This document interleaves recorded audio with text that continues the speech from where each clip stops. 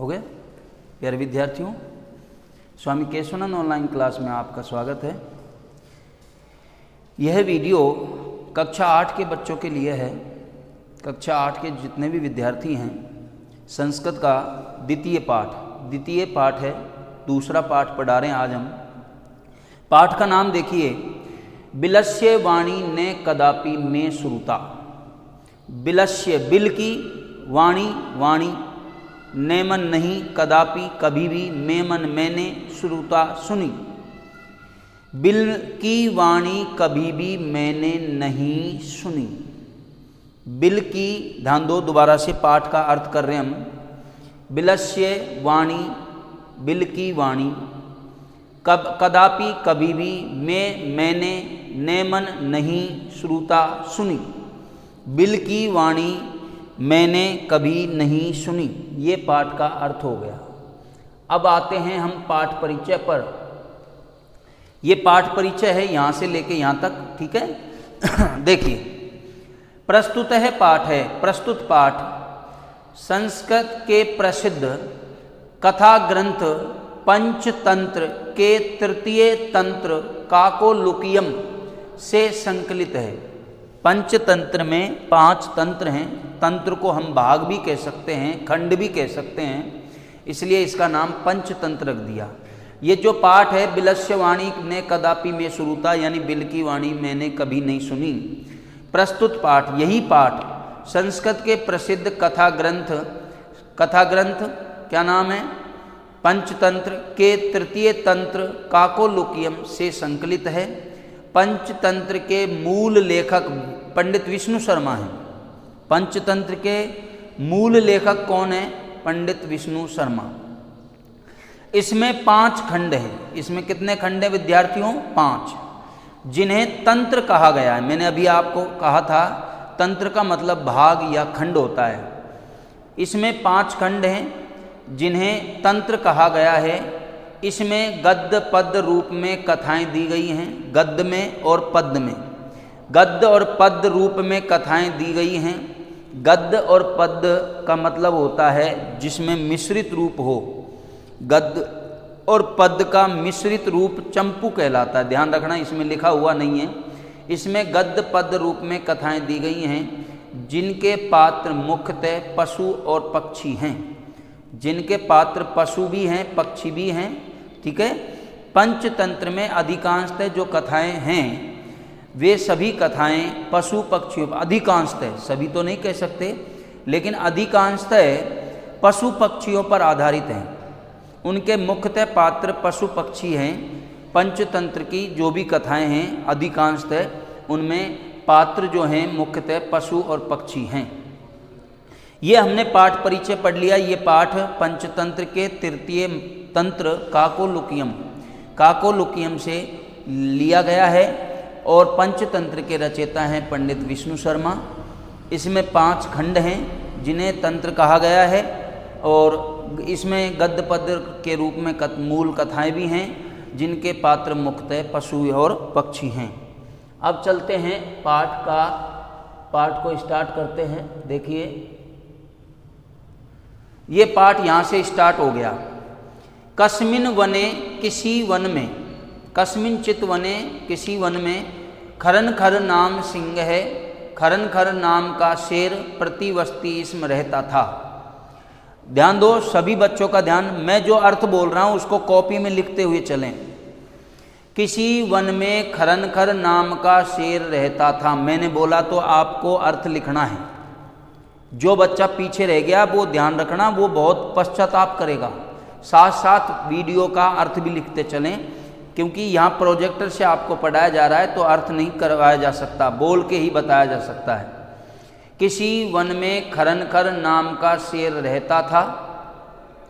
आगे, वह कभी इधर उधर घूमता हुआ, यानी वह, सह का अर्थ वह होता है, लेकिन यहाँ वह अर्थ नहीं लेंगे, उसने कभी इधर उधर घूमते हुए भूख से व्याकुल कुछ भी भोजन प्राप्त नहीं किया। नेमन नहीं, प्राप्तवान किया। देखो एक एक शब्द का अर्थ। कि कस्मिंचित किसी वने वन में खरनखर नाम का सिंह शेर प्रतिवस्ती इसमें रहता था। किसी वन में खरनखर नाम का शेर रहता था। उसने, सहकार्थ वह होता है लेकिन यहाँ अर्थ लेंगे, उसने कभी इधर उधर घूमते हुए, इतस्ततः का अर्थ होता है इधर उधर परिभ्रमण, घूमते हुए, उसने कभी इधर उधर घूमते हुए क्षुधात्र, क्षुधात्र का मतलब होता है, क्षुधात्र का मतलब होता है भूख से व्याकुल, भूख से व्याकुल कुछ भी, किंचित अपिकार्थ कुछ भी, आहारम भोजन या आहार ने प्राप्तवान, प्राप्त नहीं किया। उसने कभी इधर उधर घूमते हुए भूख से व्याकुल कुछ भी भोजन प्राप्त नहीं किया। ततः उसके बाद सूर्यास्त के समय, सूर्यास्त के समय पर या समय होने पर एक महतिम महान गुहाम गुहा को दृष्टवा देख करके सह उसने अचिंत्यत सोचा। उसके बाद सूर्यास्त होने पर, क्या होने पर, सूर्यास्त के समय में या सूर्यास्त होने पर एक महान गुफा को देख करके उसने सोचा। उसने एक क्या देखी, महान गुफा देखी। किसने? खरनखर नाम के शेर ने, खरनखर नाम के शेर ने। उसके बाद सूर्यास्त के होने पर या सूर्यास्त के समय में एक महान गुफा को देख करके उसने सोचा, नूनम निश्चय ही एतस्याम, इस गुहायाम गुफा में, रात्रौ रात्रि में, कोई भी जीव आगच्छति आता है। निश्चय ही इस गुफा में रात्रि में कोई जीव आता है। ऐसा किसने सोचा? खरनखर नाम के शेर ने। ठीक है, क्या सोचा? उसने सोचा, क्या सोचा? निश्चय ही इस गुफा में रात्रि में कोई जीव आता है। अतः अत्रैव यहाँ ही निगूढ़ है, छिपा हुआ, भूत्वा होकर के या छिप करके, यहाँ ही छिपा हुआ होकर के या छिप करके, तिष्ठामी बैठता हूँ, अहम मैं। तिष्ठामी क्रिया का कर्ता पद है अहम। क्यों है? तिष्ठामी उत्तम पुरुष एक वचन की क्रिया है, इसलिए उत्तम पुरुष एक वचन में कर्ता आएगा आपका अहम। अतः मैं यहाँ ही छिपा हुआ होकर के, कहाँ छिपा हुआ होकर के? गुफा में। कहाँ? गुफा में। अतः यहाँ ही, यानी मैं यहाँ ही, कहाँ? गुफा में ही छिपा हुआ होकर के बैठता हूँ या बैठ जाता हूँ। आगे देखो, आगे चलो, इसका अर्थ हमने पढ़ लिया। पहला गद्यांश यहाँ से लेके यहाँ तक कंप्लीट हो गया। एक बार अर्थ और देख लो। किसी वन में खरनखर नाम का शेर रहता था। उसने कभी इधर उधर घूमते हुए भूख से व्याकुल कुछ भी भोजन प्राप्त नहीं किया। उसके बाद सूर्यास्त के समय में एक महान गुफा को देख करके उसने सोचा, निश्चय ही इस गुफा में रात्रि में कोई जीव आता है। अतः मैं यहाँ ही, कहाँ ही? गुफा में ही छिपा हुआ होकर के बैठ जाता हूँ। चलो, यहाँ तक हमने पढ़ लिया। अगला हम गद्यांश लेते हैं, ज़्यादा गया यहाँ तक। ठीक है, देखो, एतस्मिन अंतरे, इसी बीच, एतस्मिन अंतरे, इसी बीच, गुफा का स्वामी दधिपुच्छ है। दधिपुच्छ नामक है, श्रृंगालय नाम का श्यार समागत है। समागच्छत का मतलब आ गया। इसी बीच गुफा का स्वामी कौन था? दधिपुच्छ नाम का श्यार आ गया। इसी बीच देखो, इसी बीच गुफा का स्वामी दधिपुच्छ नाम का श्यार आ गया। श्यार, श्रृंगाल, श्यार कह दो या श्रृंगाल कह दो। श्रृंगाल का ही मतलब क्या है? श्यार। इसी बीच गुफा का स्वामी दधिपुच्छ नाम का श्यार आ गया। सियार आ गया। सह और सह उसने, यावत ज्यों यानी सह का अर्थ वह होगा, और वह ज्यों पश्यति देखता है, वह ज्यों ही देखता है, तावत त्यों सिंह पद पद्धति शेर के पैरों के जाने के चिन्ह, ध्यान देखना, शेर के पैरों के चिन्ह गुहायाम गुफा में प्रविष्टा प्रवेश करने के दृश्यते दिखाई दे रहे हैं। च और नेमन नहीं, बही आगता बाहर आने के नहीं, बही आगता बाहर आने के नहीं। और वह ज्यों ही देखता है, ज्यों ही देखता है, त्यों शेर के पैरों के चिन्ह गुफा में प्रवेश करने के दिखाई देते हैं, बाहर आने के नहीं। अब ज्यों मत लो, जब, यावत का अर्थ जब ले लो, तावत का अर्थ तब ले लो, जब आपका अर्थ बिल्कुल सही हो जाएगा। जैसे और वह जब देखता है, वह कौन, गुफा का स्वामी कौन, दधिपुच्छ नाम का श्यार। और वह जब देखता है तब शेर के पैरों के चिन्ह गुफा में प्रवेश करने के दिखाई दे रहे हैं, और बाहर आने के नहीं। श्रृंगालय चिंतित श्यार ने सोचा, श्रृंगालय अचिंत्यत श्यार ने सोचा, अहो अरे, विनष्ट अस्मि, अस्मि क्रिया का कर्ता पद अहम, जो है दृश्य ध्यान रखना, मैं नष्ट हो गया हूं, यानी मेरा नाश हो गया है। अहम, अहम लगा के ध्यान रखना, अर्थ करना है अहम। क्यों? अस्मि उत्तम पुरुष एक वचन की क्रिया है अस्मि, इसलिए अहम। जैसे मैंने पहले बताया था तिष्ठामि क्रिया का कर्ता पद क्या है, अहम।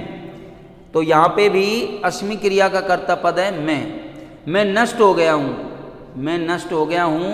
नूनम निश्चय ही अस्मिन बिले, इस बिल में सिंह अस्ति, शेर है, सिंह है शेर अस्ति यानी है, निश्चय ही इस बिल में शेर है। इति ऐसा अहम तर्कयामी। अब देखो अहम आपको नहीं दिख रहा, तर्कयामी क्रिया का कर्ता पद क्या है, अहम। क्यों है? क्योंकि ये उत्तम पुरुष एक वचन की क्रिया है, इसलिए अहम मैंने लगाया। अहम मन में तर्कयामी, विचार कर रहा हूँ या सोच रहा हूँ। निश्चय ही इस बिल में शेर है, ऐसा मैं सोच रहा हूँ। तत् किम करवाणी, तो क्या करूं, तत् किम करवाणी, तो क्या करूं। एवं विचिंत्य, ऐसा सोच करके, ऐसा सोच करके या ऐसा विचार करके। तो यहां तक हमने पढ़ा, अगला इससे आगे भी है, ये पद्यांश अभी खत्म नहीं हुआ है, पहले इसको पढ़ लो, यहां से लेके यहां तक अर्थ क्या है। इसी बीच गुफा का स्वामी दधिपुच्छ नाम का श्यार आ गया, और वह जब देखता है तब शेर के पैरों के चिन्ह गुफा में प्रवेश करने के दिखाई देते हैं और बाहर आने के नहीं। श्यार ने सोचा, अरे मैं नष्ट हो गया हूँ, निश्चय ही इस बिल में शेर है, निश्चय ही इस बिल में शेर है, ऐसा मैं विचार कर रहा हूँ। तो क्या करूँ, तो क्या करूँ, तो मैं क्या करूँ। ऐसा सोच करके, ऐसा विचार करके या ऐसा सोच करके, आगे देखो, ऐसा सोच करके दूरस्थ, दूर स्थित, दूर बैठा हुआ, रवम ध्वनि कर्तुम करना आरब्ध है, आरंभ किया। ऐसा विचार करके दूर बैठे हुए या दूर बैठे हुए श्यार ने ध्वनि करना आरंभ किया। रवम यानी आवाज कह दो या ध्वनि करना आरंभ किया। क्या आरंभ किया? भो बिल, अरे बिल, अरे बिल। अब गुफा के बिल से बोल रहा है कौन? श्यार। देखो हमने अभी ये बताया आपको, ऐसा विचार करके, देखो इस प्रकार, एवं मन इस प्रकार, विचिंत्य विचार करके या सोच करके, ऐसा सोच करके दूर स्थित या दूर बैठे हुए श्यार ने ध्वनि करना आरंभ किया। भो बिल, अरे बिल, भो बिल, अरे बिल, किम क्या, त्वं तुम्हें ने स्मर्शी याद नहीं है, क्या तुम्हें याद नहीं है, क्या स्मरण नहीं है। स्मर्शी क्रिया का कर्ता पद है त्वं। क्या है भाई? त्वं। कैसे त्वं है? क्योंकि ये मध्यम पुरुष एक वचन की क्रिया है। स्मर्शी मध्यम पुरुष एक वचन में आएगा त्वं। ठीक है। अरे देखो, अरे बिल, अरे बिल, अरे बिल, क्या तुम्हें याद नहीं है, क्या तुम्हें स्मरण नहीं है। यत की मया मेरा, त्वया सह तुम्हारे साथ, समय शर्त कृत्य की गई अस्ति यानी है, कि मेरे साथ मेरे तुम्हारे साथ शर्त की गई है। यत की यदा जब अहम मैं बाह्यत है बाहर से प्रत्यागमिष्यामि लौटूंगा, लौट कर आऊँगा। प्रत्यागमिष्यामि यानी लौट कर आऊँगा। तदा तब अहम अहम नहीं त्वं तुम माम मुझको आकारिष्यसि बुलाओगे, आकारिष्यसि बुलाओगे। पूरी देखो 3 लाइनें हैं यहाँ पे। क्या कह रहा है? ऐसा विचार करके हमने पहले पढ़ा था। इस प्रकार विचार करके या सोच करके दूर बैठे हुए श्यार ने ध्वनि करना आरंभ किया।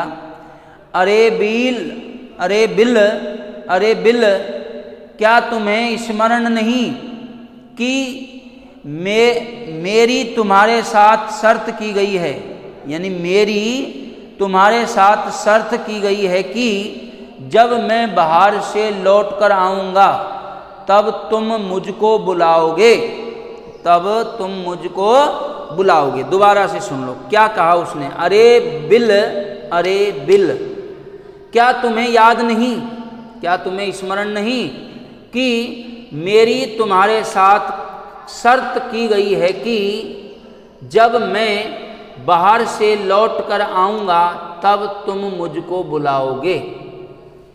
यदि त्वं तुम माम मुझको न आह्विष्यसि नहीं बुलाओगे, न आह्विष्यसि आह्वान करोगे, न मन नहीं। यदि तुम मुझको नहीं बुलाओगे या तुम मुझको आह्वान नहीं करोगे तरही तो अहम मैं द्वितीयम बिलम, द्वितीय यानी दूसरे, बिलम बिल में यास्यामी चला जाऊंगा। यदि तुम मुझको नहीं बुलाओगे तो मैं दूसरे बिल में चला जाऊंगा। ठीक है भाई। दोबारा से सुन लो इसका अर्थ, यहीं से समझो।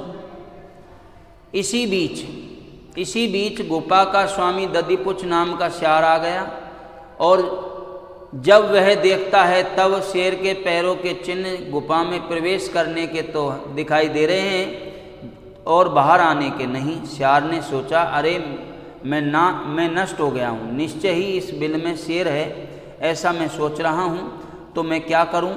इस प्रकार सोच करके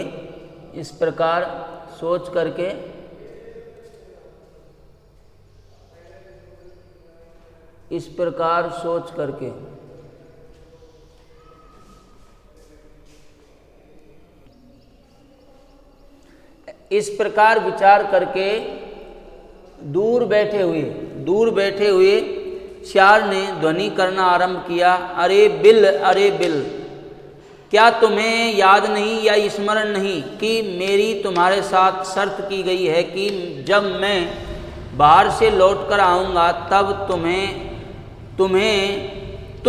तुम मुझको बुलाओगे। यदि तुम मुझको नहीं बुलाओगे तो मैं दूसरे बिल में चला जाऊंगा। अथ इसके बाद एतत् श्रुत्वा ऐसा सुनकर के सिंह शेर ने अचिंत्यत सोचा, नूनम निश्चय ही ऐसा यह गुफा स्वामी ने है, स्वामी का सदा सदा आह्वान करती है।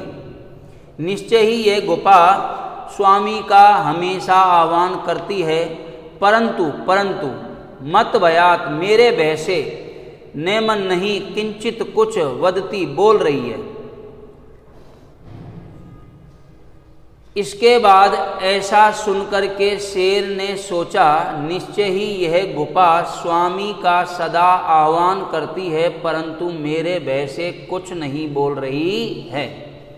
ऐसा किसने सोचा? शेर ने। अब देखो यहां से यहां पर आप निशान लगा लीजिए, यदि आपके पास किताब है तो आज के लिए इतना ही पढ़ेंगे।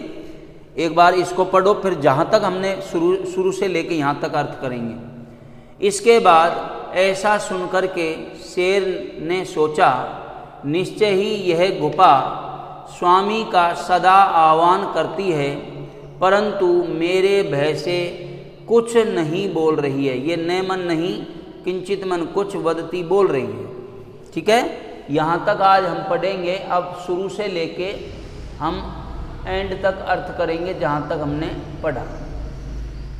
बिल की वाणी मैंने कभी नहीं सुनी, पढ़ लिया।